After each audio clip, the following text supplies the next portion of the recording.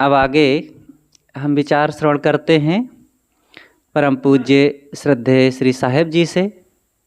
आपसे विनम्र निवेदन है कि आप अपने ज्ञान गंभीर विचारों से हम सबको कृतार्थ करने की कृपा करें।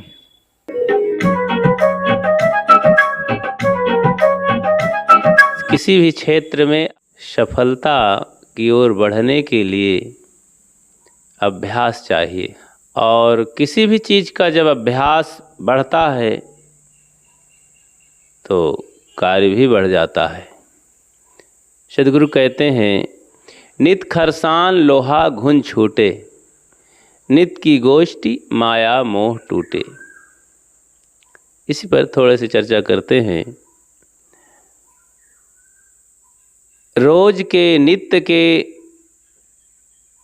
अभ्यास से, जैसे कोई छुरा लेकर के, चाकू लेकर के जाए और खलसान पर चढ़ा दे।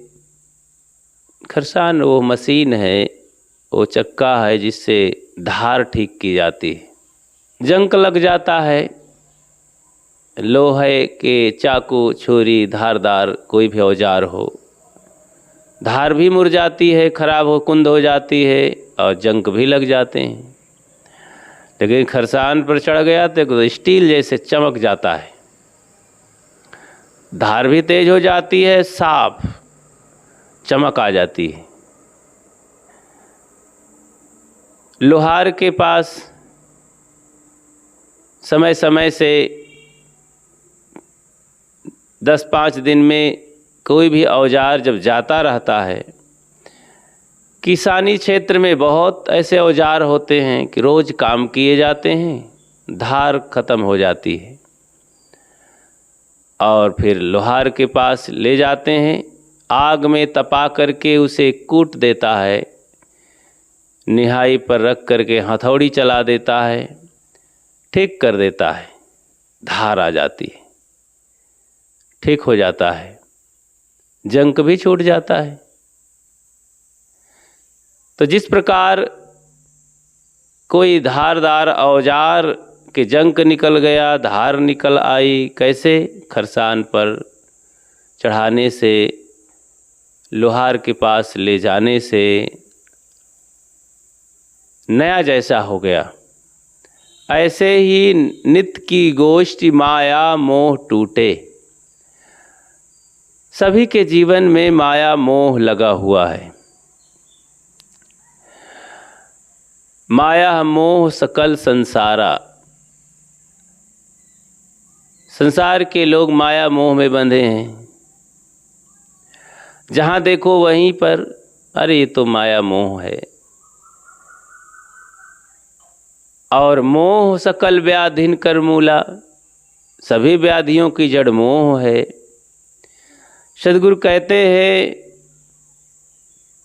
काहे कबीर सो उबरे जाहि न मोह समाए। जहाँ मोह खत्म हो जाए, मोह न समाए, आदमी मोहित ना हो, तो वही तो उबर सकता है, बच सकता है। दुख से बचने के लिए, माया मोह से बचने के लिए मोह को खत्म करना पड़ेगा। माया अपने आप खत्म हो जाएगी। माना कि मोह हमारे अंदर है, माया की चीज बाहर है। तो हमारा मन वहीं मोहित हो जाता है, बस यही माया मोह है। मोहित हुआ कि बंध गया, फंस गया। और इसे खत्म करने के लिए अभ्यास चाहिए। कैसा अभ्यास? सत्संग का अभ्यास, संत गुरुजनों के दर्शन, सत्संग का अभ्यास, सद्गुण सदाचार के ग्रहण करने का अभ्यास, कोई अच्छे नेक काम को, सेवा को करने का अभ्यास। निरंतर जब ये मन इधर लग जाता है तो अपने आप दिशा बदल जाने से दशा अच्छी हो जाती है। हमारे सोचने के, मन के तौर तरीके बदल गए, दिशा ही बदल गई। वो सोचता है माया मोह की तरफ लगा रहता है, सोचता रहता है। जिसमें मोह बन जाता है, प्रगाढ़ हो जाता है, वही रात दिन सोचता है, तो वही तो बढ़ेगा ही। जिधर ध्यान देंगे, जिधर सोचेंगे, जिधर मन देंगे, वही तो बढ़ेगा। अभी तक हम यही तो कर रहे थे, पता ही नहीं था कि सत्संग करना चाहिए, संतों के बीच में जाना चाहिए, ग्रंथ पढ़ना चाहिए, ध्यान करना चाहिए, कोई पुण्य कार्य रोज रोज करने चाहिए, इसका पता नहीं था। और जो दुनिया से हम सीख लिए, देख करके, सुन करके, उन माया मोही जीवों के द्वारा हम भी उसी में लग गए, उसी का अभ्यास बढ़ गया। तो अभ्यास किसका बढ़ा? क्रोध का अभ्यास बढ़ गया, मोह का अभ्यास बढ़ गया, और खाने पीने, जीने, सोने का अभ्यास बढ़ गया, लड़ाई झगड़े का अभ्यास बढ़ गया, राग द्वेष का अभ्यास बढ़ गया। कितनी सरलता से मन चुपके से हंसते मुस्कुराते हुए राग द्वेष में पड़ा रह जाता है। उसी में जैसे कोई बिस्तर लगा करके सो जाए, एसी चला करके, वैसे ही ये राग द्वेष, कलह कल्पना, लड़ाई झगड़े में मन सोता रहता है। और कहता भी है कभी कभी कि महाराज सब ठीक है, हमको कोई तकलीफ नहीं, भगवान ने हमें बहुत कुछ दिया है। अरे भगवान ने जो तुम्हें दिया है उसी में तुम्हारा जीवन बर्बाद हो जाएगा। बर्बाद होने के लिए काफ़ी सामग्री तुम्हें मिल गई है, और किसी ने दिया नहीं है, तुमने खोज करके एक एक चुन करके अपने पास इकट्ठा किया है। अभ्यास से वो आई है, अभ्यास आपने किया है। सुबह से शाम तक जो भी आप के कर्म रहे, सोच विचार रहे, उसी तरफ मन बढ़ता गया। आपने अपने जीवन को सुखी बनाने के लिए, परिवार को सुखी बनाने के लिए, मन को निर्मल बनाने के लिए काम किया है क्या? नहीं किया है। अब ये ना करने से, अब करना ही तो अभ्यास करना है। मन को शांत निर्मल बनाने के लिए, प्रसन्न बनाने के लिए आपने अभ्यास नहीं किया। हर चीज का अभ्यास चाहिए। तो जीवन को सुंदर बनाने के लिए, माया मोह से हटने के लिए नित्य सत्संग की गोष्ठी में जाओ। जहाँ सत्संग होता है वहाँ पर नित्य जाओ तुम, वहाँ पर नित्य जाओ तुम। हमें अवसर नहीं कह कर ये अवसर मत गंवाओ तुम, ये अवसर मत गंवाओ तुम। जहाँ सत्संग होता है वहाँ पर नित्य जाओ तुम, वहाँ पर नित्य जाओ तुम। सत्संग बिन सत्संग विवेक न होई। संतों ने कैसा कैसा सत्संग की महिमा बताई है। सुनते ही मन भर जाता है और जीवन शुद्ध हो जाता है। हम सबको सत्संग की तरफ बढ़ना चाहिए। बिन सत्संग विवेक न होई। बिना सत्संग के कभी भी विवेक जागृत नहीं होता है। सत्संग सही दिशा का मार्गदर्शन करता है। जीवन को कल्याण की दिशा में चलने के लिए और सद्गुण कमाने के लिए, सुव्यवस्थित करने के लिए और मन इंद्रियों को ठीक ठाक करने के लिए, संयमित करने के लिए ही पाठ पढ़ाता है। कौन? सत्संग। आप कहीं ग्राम सभा की मीटिंग में, विधान सभा की मीटिंग में जा कर के ये सब नहीं पा सकते हैं। लोकसभा में जा कर के ये नहीं मिलेगा। बड़ी बड़ी सभाएं होती हैं दुनिया में, ग्राम सभा, लोकसभा, विधानसभा, लेकिन ये सब बातें वहाँ नहीं होती हैं। मन को निर्मल बनाने के लिए, आत्मा की शांति के लिए, लोक परलोक सुधार करने के लिए, काम क्रोध को बस में करने के लिए वहाँ ये सब क्यों होगी भाई मीटिंग? कौन करेगा वहाँ? इसके पात्र वहाँ पर नहीं रहते हैं। ये सारी जो दुनिया की संसारी सभाएं होती हैं, क्रोध को जीतने वाले, काम को जीतने वाले, लोभ को खत्म कर देने वाले, प्रेम पैदा करने वाले, मोह को नष्ट कर देने वाले, सुमत संगठन से जीने वाले, वहाँ कोई पात्र ही नहीं है तो इसकी चर्चा कैसे होगी? फिर वहाँ पर जो सभा है, सभा का उद्देश्य है भौतिक उन्नति, भौतिक लाभ, भौतिक चर्चा, छल कपट की चर्चा, उसी को तो राजनीतिबाजी कहते हैं। वो सब राजनीति में आ जाता है। राजनीति कैसी होती है? आप अपने घर में रहते हैं, घर में कितने कमरे होते हैं? कमरे में कैसा कैसा सामान होता है? अगर दो प्राणी भी घर अपने लिए बनाए हैं तो 4-5 कमरे होते हैं। कहो 2 कमरे तो होते ही हैं, और फिर उसमें रसोई होती है छोटी सी, और उसमें शौचालय जरूर होता है, होना चाहिए जरूर। कोई भी गरीब आदमी भी है तो कमरे बड़े होंगे, ज़्यादा होंगे, साफ सुथरे होंगे, अच्छे सामान उसमें रखे होंगे, निर्वाह के कपड़े लत्ते बर्तन जरूर होंगे। लेकिन जो शौचालय होगा बहुत छोटा होगा, और उसमें बहुत कम समय के लिए हम जाएंगे, मात्र 10 मिनट के लिए, 15 मिनट के लिए जाएंगे, और वहाँ पर कोई सामान ज़्यादा नहीं होगा। सफाई के लिए कहीं एक ब्रश होगा, हार्पिक रखी होगी एक कोने में, साबुन एक कोने में टुकड़े उकड़े रखे होंगे। रोज उसको लोग साफ भी नहीं करते हैं, और वहाँ कोई फलथी मार के बैठने की जगह नहीं है। वहाँ पर अपने शरीर की गंदगी साफ करो, पानी डालो, भागो दरवाज़ा बंद करके। वहाँ कोई रुकता नहीं है।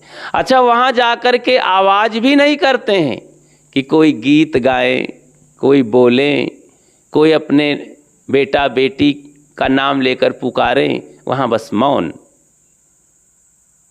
ये है शौचालय घर का। और जहाँ आप सोते हैं, बेडरूम कहते हैं, गेस्ट रूम कहते हैं, वहाँ पर तो बातें होती है, हंस हंस करके भोजन भंडार होता है, सोते हैं। ऐसे ही राजनीति और अध्यात्म परमार्थ रीति कहो, धर्म नीति कहो, धर्म नीति का क्षेत्र विशाल है।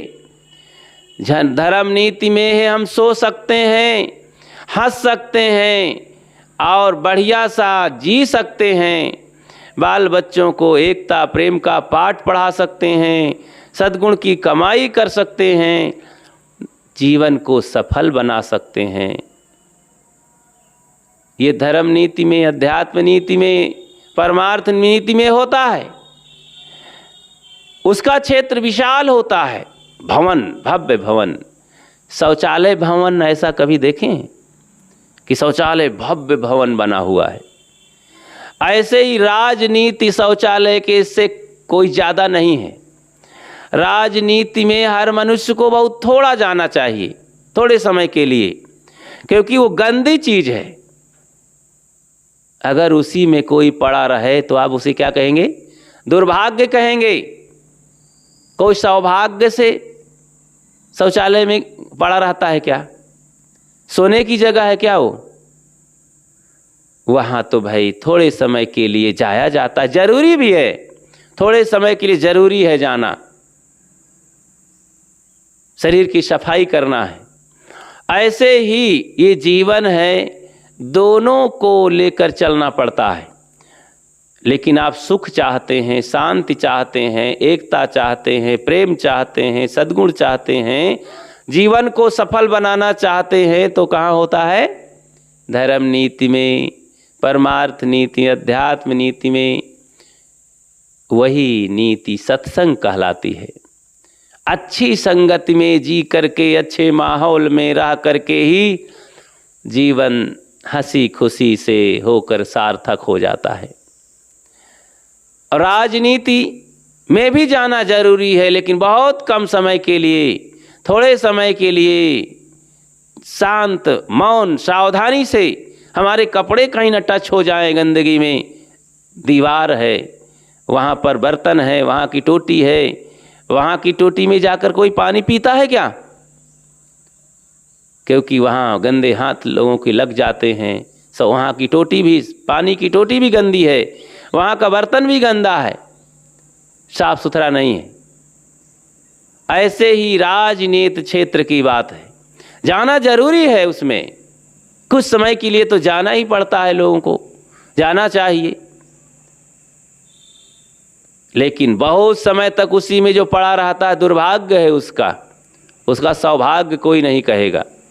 इसीलिए प्यारे बंधुओं, हम सबको ये इन्हीं बातों को ख्याल रखना पड़ता है। ये जीवन है, अच्छे बुरे दोनों से बना हुआ है, लेकिन अच्छे का भाग बहुत विशाल है, उसी में जीवन सार्थक हो सकता है। अनुकूल समय में ही, अनुकूल परिस्थिति में ही, अनुकूल लोगों में ही ये जीवन हंसता मुस्कुराता है, कल्याण का काम होता है।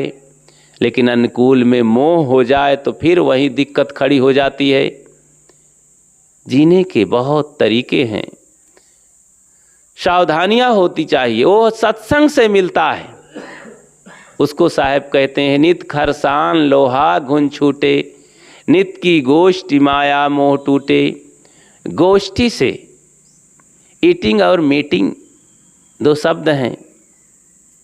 ईटिंग माने, ईट माने भोजन, ईटिंग माने भोजन करना, और मीटिंग, मीटिंग किसी भी चीज़ की बातचीत करना और सुलझाना उन बातों में, मीटिंग करना। तो जब धर्म की मीटिंग है उसे सत्संग कहते हैं। तो ये जो बहुत ज़रूरी है होना। जिन घरों में ईटिंग मीटिंग बैठ करके एक साथ नहीं करते हैं, वो घर कभी स्वर्ग नहीं बन सकता है। इसलिए एक साथ बैठ करके भोजन करो, बहुत ज़रूरी है। पति पत्नी हैं, दो ही जने हैं, कोई बात नहीं, लंबा परिवार बड़ा नहीं है, एक साथ बैठ करके भोजन करो, प्रेम से हंस हंस करके करो, सूखा रूखा जो भी है उसे प्रेम से करो। देखिएगा कि आपका वहाँ पर रहना, सोना और पूरे घर में निगाह डालोगे तो सफ़ा सुथरा मिलेगा, भोजन शुद्ध मिलेगा, और वो घर स्वर्ग होता है। जहाँ पर सब शुद्ध हो वातावरण, हंसता मुस्कुराता हो वातावरण, प्रेम से भरा हो वातावरण वहाँ का, वही तो स्वर्ग है, वही तो वैकुंठ है। वहाँ के लोग ही तो देवी देवता हो सकते हैं, कहलाने योग हो सकते हैं। और कौन इस दुनिया में देवी देवता होगा? अलग कहीं से जो हम अलौकिक देवी देवता ईश्वर परमात्मा मान लेते हैं, वे हमारे मन की घुड़दौड़ है, बस, इससे ज़्यादा कुछ नहीं। ये मन का बहकावा है, ये माया मोह है, यही है माया मोह। तो नित खरसान लोहा घुन छूटे, नित की गोष्ठी माया मोह टूटे। बाहर के रोज रोज के अभ्यास से हमारे घर में भौतिक वस्तुएं हैं वो चमकती हैं, ऐसे ही हमारे मन में भी जो जंक लग गया है, काम क्रोध लोभ मोह राग द्वेष, राग और ईर्षा घृणा का जंक लगा है, इसे निकालना होगा, झाड़ फेंकना होगा। घोड़े को आप कभी देखे हैं? वो बैठा रहता है, लौटता है कभी कभी, पैर इधर उधर करके धूल में कभी कभी लोट लेता है, लोटपोट कर लेता है, खड़ा हो जाता है और एक पोजीशन से खड़ा होता है, थोड़ा सा गर्दन नीचे झुका करके और पीछे पैरों को जमा करके और इतना बढ़िया से झाड़ देता है शरीर को, तेजी से झटक देता है बालों को, एक एक धूल उससे झड़ जाती है, एक एक कण धूल के निकल जाते हैं, शरीर को इतना फरफरा देता है, हिला देता है। ऐसे ही सत्संग में रोमांच हो जाता है। मन में जो धूल कचड़ा है, राग द्वेष ईर्ष्या घृणा मनोविकारों के, सच्चे गुरुजनों के पास जब हम बैठते हैं, सत्संग करते हैं, तो वहाँ सारे कण मानो फरफरा करके निकलने की कोशिश करते हैं। बिना सत्संग के कभी भी ये धूल झड़ने वाले नहीं हैं। ये दुनिया के लोग तो और धूल पर धूल झोंकने वाले हैं और ये अपने आप धूल आ जाते हैं, बिना मेहनत के ही धूल कचड़े आ जाते हैं। घर में आप कभी देखें, ये तो झाड़ू लगाते हैं, कहाँ से धूल आ जाती है? क्या आपने बिखेरा है? क्या नहीं बिखेरा है, कहीं से लाए थोड़े हैं। वो चलते फिरते घूमते टहलते पैरों के द्वारा, कार्य करने के द्वारा, खिड़कियों से, झरोखों से, वातावरण के द्वारा अपने आप धीरे धीरे हो जाते हैं। और जब आप निकालते हैं शाम सुबह 2-4 दिन में, जहाँ भी झाड़ू लगाते हैं, कितना कचरा निकलता है। ऐसे ही बंधुओं, ये मन में स्वाभाविक अपने आप कार्य करते, देखते, सुनते, खाते पीते मनोविकार मजबूत होते हैं, आ जाते हैं, ये बढ़ने लगते हैं। झाड़ू चाहिए इसके लिए, विचार विवेक के झाड़ू चाहिए। झाड़ू मिलते हैं सत्संग बाजार में, और संत गुरुजनों का ये बाजार, सेठ लोग जहाँ लगाते हैं बाजार ना, तो वही तो झाड़ू मिलता है। तो संतों गुरुजनों सेठों के सत्संग में ये विचार विवेक के झाड़ू मिलते हैं, जहाँ से मनोविकार सब झाड़ दिए जाते हैं। वहाँ पर दया क्षमाशील संतोष रूपी सौदे मिलते हैं। उन सौदों से, उन चीज़ों से हमारा जीवन, हमारा घर सुंदर हो जाता है, सुवासित हो जाता है, जीने लायक हो जाता है। सद्गुरु का ये महामंत्र सबको याद रखना चाहिए। उदाहरण के साथ वो सारी अपनी बातें कहते हैं। पहले उदाहरण कह लेते हैं और प्रमाण दे लेते हैं, फिर बाद में उसकी असलियत कहते हैं कि ऐसा ये भी हो जाएगा। जिस प्रकार आप संसार में रह करके देखते हैं, करते हैं, आपके कार्यों से वे आपको शिक्षा दे देते हैं। कितनी सरल, कितनी माकूल बात है कि जैसे रोज रोज आप बाल बनाने वाले नाऊ को तो देखे होंगे, आपके सिर में तो 2 बार धार चलाता है और हाथ में 4 बार कर लेता है, खटपट करता है। वो क्या करता है? धार को ठीक करता है, चमकाता रहता है। और 2-4 दिन में वो पहुंच जाता है 4-6। आजकल तो सीधी साधी ब्लेड लोग खरीद लेते हैं और तोड़ तोड़ करके वो फेंकते रहते हैं, बना बना करके, काम करके। पहले होते थे कि लोहे के छुरे होते थे और वो 4-6-10 लिए रहता था नाऊ, और जैसे जैसे धार उसकी कम होती थी रख लेता था। वो हाथ से ज़्यादा अपने, वो पथल्ली होती है, एक चमौदी होती है, तो उस पर वो रगड़ता है। तो ये सब करने का अभ्यास वही कारण है कि उसकी धार ठीक करता है बार बार। एक उदाहरण याद आया कि एक ठेकेदार ने कहा कि ये मैं कुल्हाड़ी देता हूँ। 2 बड़े बड़े पहलवानों को कुल्हाड़ी दिया, तेज धार की कुल्हाड़ी, कि इन वृक्षों को काटना है। तो उन्होंने कहा ठीक है, हम काटेंगे, गिरा देंगे। तो सुबह सुबह गए और दोनों व्यक्ति लगे। एक बहुत मजबूत पहलवान था और एक पहलवान तो नहीं था, शरीर का कमज़ोर ही था, हल्का चुस्त दुरुस्त था, लेकिन होशियार था। तो पहलवान तेजी से काम किया, इतना तेजी से कि 5 पेड़ बड़े बड़े मोटे मोटे गिरा दिया दिन भर में, 8-10 घंटे में, 8 घंटे में कहो। मालिक आया, देखा तो खुश हो गया, वाह भाई इतना बढ़िया काम किया। दूसरे दिन वो आदमी गया और काटना चालू किया।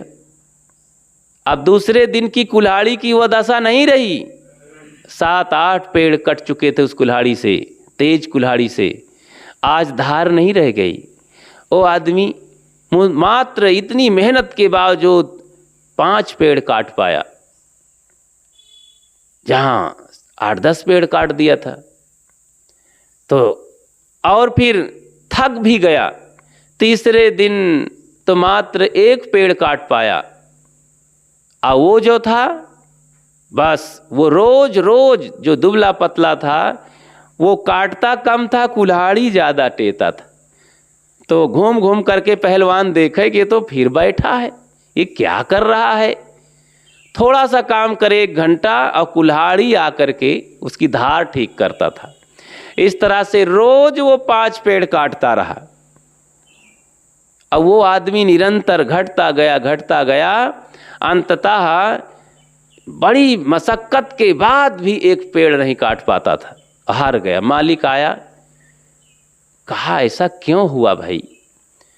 तब समझा कि कुल्हाड़ी को तेज नहीं करता है तू, केवल ताकत से काम नहीं होता है, ताकत के बल पर तू काटना चाहता है, निरा ताकत काम नहीं करती है, कुल्हाड़ी की धार भी चाहिए। इसी तरह कितना भी आदमी होशियार बुद्धिमान हो, तो साधन नहीं है तो कार्य नहीं कर पाएगा, अभ्यास नहीं है तो चूर हो जाएगा। ऐसे ही धर्म के क्षेत्र में कितना भी आप ज्ञानवान हैं, लेकिन अभ्यास नहीं है, आपके पास बुद्धि है, विचार है, विवेक है, ज्ञान है, सब है, लेकिन संतों के शरण का अभ्यास नहीं है, सत्संग का अभ्यास नहीं है, ध्यान चिंतन नहीं है, ग्रंथों का अभ्यास नहीं है, सेवा नहीं है, पुण्य नहीं है, तो आपके मन में मनोविकारों की गंदगी आती जाएगी। उस काई से, उस पर्दे से आत्मा का स्वरूप ढकता जाएगा, मन गंदा होता जाएगा, आप पीछे गिरते जाएंगे। अब कहेंगे कि क्या हुआ, मेरे में अंदर कमी क्यों आ गई? कमी यही इसीलिए आ गई कि आपने अभ्यास नहीं किया। केवल शरीर के अहंकार बस आप मान रहे थे कि मैं बड़ा ज्ञानी हूँ, अभ्यास तो किया ही नहीं। संतों के पास इसलिए रोज जाओ, रोज ध्यान करो, रोज सेवा करो, सेवा की ज़रूरत है। अब सोचोगे कि इतना मैं सेवा कर लिया हूँ, अब ज़रूरत नहीं है, इतना मैं अभ्यास कर लिया हूँ, पढ़ा लिखा हूँ, अब पढ़ने की ज़रूरत नहीं है, इतना मैं बोल चुका हूँ ज्ञान की बात, तो अब बोलने की ज़रूरत नहीं है। तो ठीक है, फिर बस वो तो काम हो जाएगा, आप पीछे होते चले जाएंगे। एक दिन पता चलेगा कि काफ़ी पीछे हो जाएंगे, काफ़ी मनोविकारों से ग्रसित हो जाएंगे। इसलिए हमने देखा कि बड़े बड़े संत अपनी हर परिस्थिति में अभ्यास करना नहीं छोड़ते हैं। शरीर तकलीफ में है फिर भी वो ध्यान करते हैं, शरीर में तमाम तकलीफ़ें हैं, बुखार है, जुखाम है, शरीर दर्द है, घुटने दर्द है, आँखों से दिखाई नहीं पड़ता है ठीक से, दांतों में दर्द है, बुढ़ापे की अवस्था है, फिर भी ऐसे बोधवान संतों को हमने देखा कि वे लेटे लेटे ध्यान मग्न हैं, गुरुजनों के गुणगान कर रहे हैं, अपने महापुरुषों के गुण को अपने मुख से बोल रहे हैं, ग्रंथों को पास में रख करके दोहा चौपाई कुछ कह रहे हैं, अपने जिज्ञासुओं के पास बैठे हैं, कुछ चर्चा कर रहे हैं।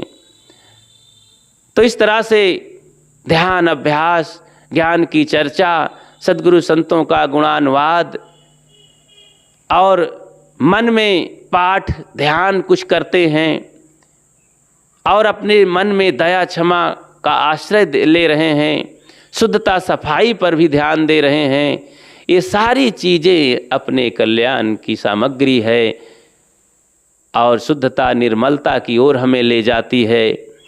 और शुद्ध मन ही, निर्मल मन ही कल्याण का फल है, असाधना का फल है और आत्मा की शांति का प्रत्यक्ष रूप है।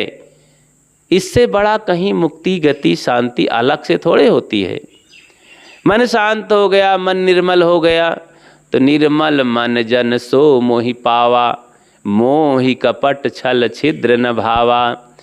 कबीर मन निर्मल भया, जैसे गंगा नीर। पीछे पीछे हरि फिरे, कहें कबीर कबीर। सद्गुरु कबीर की बातें तो क्या कहना, बड़ा लाजवाब बातें हैं, कितनी सरल और बहुत अनूठी बातें हैं। पढ़ करके, कह करके ही मन शांति से ओतप्रोत हो जाता है। इसलिए हम सबको ऐसे ऐसे महासूत्रों को याद रखना चाहिए कि जैसे रोज रोज के अभ्यास से बाहर की चीज़ें चमकती हैं, धार निकल आती हैं, चमक आ जाती है, काम ठीक हो जाता है, घर साफ रहता है, तन साफ रहता है, कपड़े साफ रहते हैं, वैसे ही भीतर की साधना अपनाओ, सत्संग करो, ध्यान करो, संतों के दर्शन करो तो मन निर्मल होगा, सद्गुण बढ़ेंगे, शुद्धता बढ़ेगी और मन में हंसी खुशी, एकता, प्रेम बढ़ेगा, उसकी उन्नति होगी। और यही तो उन्नति, कल्याण और शांति और मुक्ति, गति, स्वर्ग, वैकुंठ की सामग्री है। यही तो रास्ता है। इसी रास्ते पर हमें रोज चलना चाहिए। तो मैंने आप सबके बीच में ये चर्चा की। आशा है कि आप सब इस पर ध्यान देंगे और अपने जीवन को भी निर्मल बना करके जीवन को सार्थक बनाएंगे। इसी आशा के साथ मैं अपनी वाणी को विराम देता हूँ। बोलिए सद्गुरुदेव की जय।